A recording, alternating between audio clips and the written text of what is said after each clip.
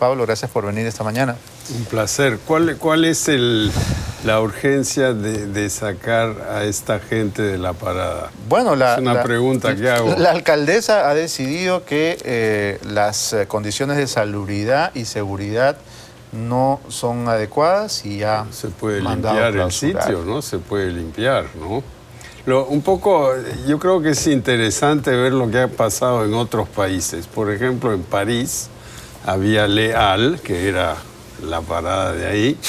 y salvando las distancias. Sí, y lo trasladaron a Rungis, que está afuera, igual que Santa Anita.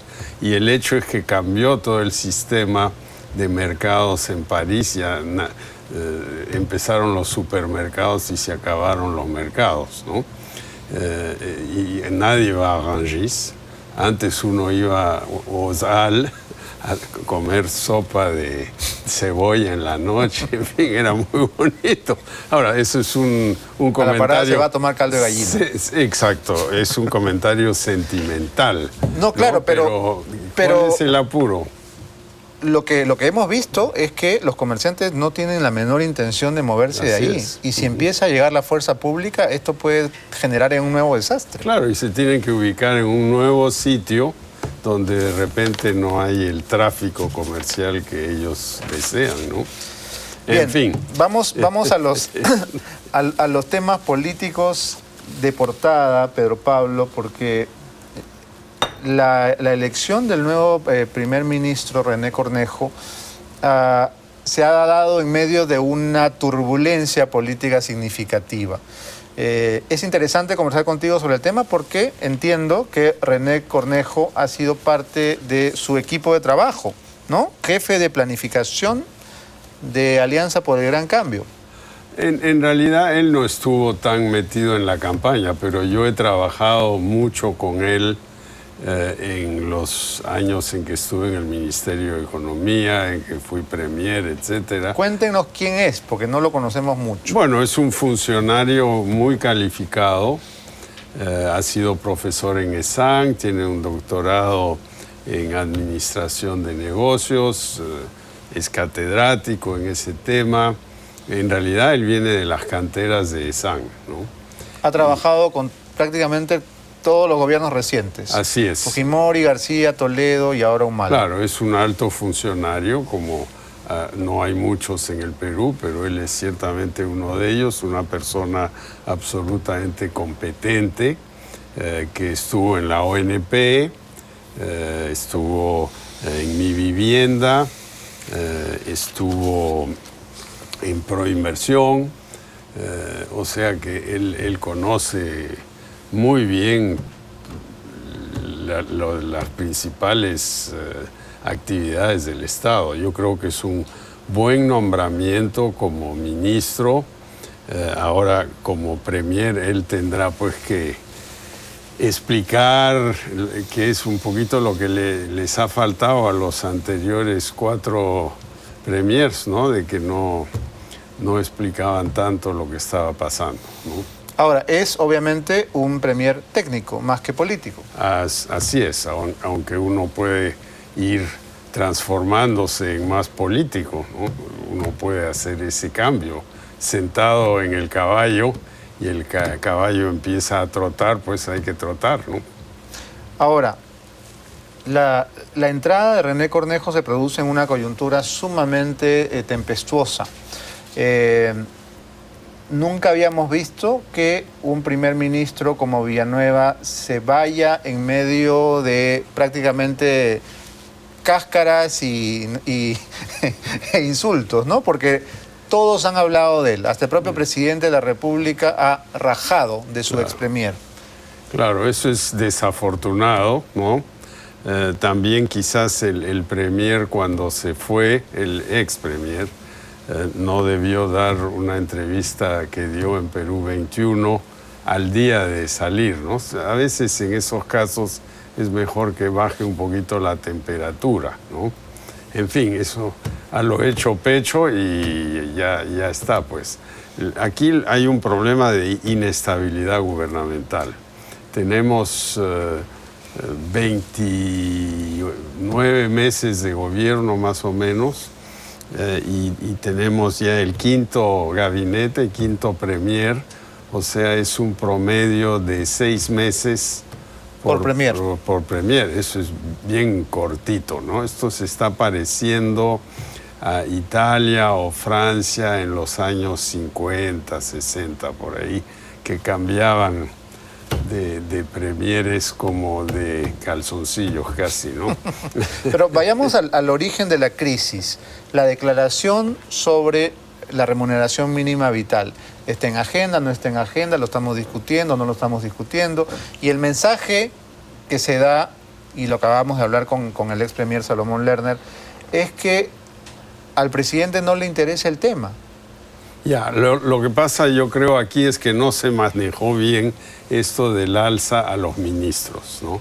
Primero había que explicar que no se trata de aumentarle a los ministros, sino crear una carrera administrativa con buenos funcionarios de alto nivel que reciban un sueldo más o menos competitivo en el mercado de hoy. Eso se origina en el año 2006, cuando entra Alan García y dice que nadie va a ganar más que el presidente de la República, y él se baja el sueldo de 30 y pico mil a 16 mil más o menos, ¿no? Entonces ahí surge un éxodo de altos funcionarios. Una fuga de talentos. Claro, y economía privada boyante, ¿no? Creciendo al 7, 8, 9%, y se va un montón de gente, ¿no? Entonces esto es la medida para contrarrestar eso. Sin embargo, desde el 2006 tampoco ha habido aumentos significativos a los maestros, los policías, las enfermeras, los médicos del sector público. Hay un embalse de sueldos. Entonces, ¿qué se propone? Se propone aumentar la remuneración mínima vital, pero eso es una remuneración que la paga el sector privado. Esa no la paga el gobierno. El gobierno le paga a los policías, los maestros, las enfermeras. Lo que se debió hacer es dos cosas, a mi juicio. Uno, decir, bueno, estamos revisando los sueldos de los maestros, enfermeras, policías, y vamos a hacer un aumento gradual para eliminar el embalse que hay. Y dos, el ajuste a los altos funcionarios se va a hacer en 2 o 3 etapas. Algo ahora, algo en julio, algo en diciembre, en fin, para que poco a poco, yo creo que eso hubiera sido más digerible. Cuando no se hizo eso y hubo una reacción pues políticamente negativa, entonces se le ocurrió a alguien, tenemos que subir la remuneración mínima vital. Pero en realidad ese es un problema distinto. La remuneración mínima vital tiene que ver con la gran cantidad de gente que gana muy poco porque son informales, ¿no? Y hay gente que gana debajo de la remuneración mínima vital, ¿no? Entonces, si se sube así mucho la remuneración mínima vital, las pequeñas empresas que tienen empleados que están más o menos en esa línea, simplemente no los continúan en planilla y los ponen como contratados sin seguro, etc. Ahora, si se sube la RMB 10%, ¿se acaba el mundo? No pasa nada. Si se sube 30% como quiere la CGTP, ahí sí hay un gran problema. Y si se sube 39% como lo propone el presidente Obama en Estados Unidos, entonces ahí sí es la hecatombe. ¿Por qué?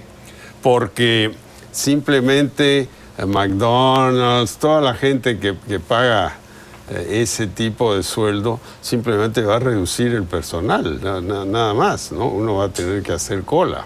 Y él lo sabe, y el Congreso no se lo va a aprobar, ¿no?